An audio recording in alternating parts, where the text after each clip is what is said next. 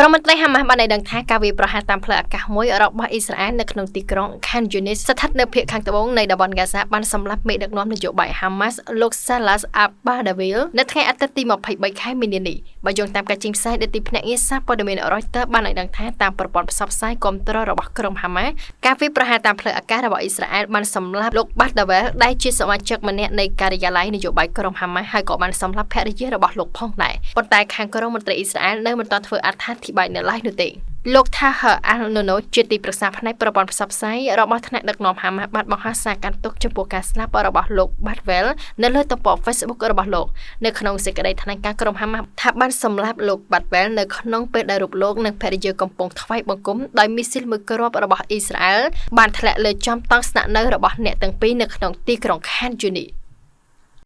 កម្មវិធីនេះឧបត្ថម្ភដោយស្រាបៀរកម្ពុជា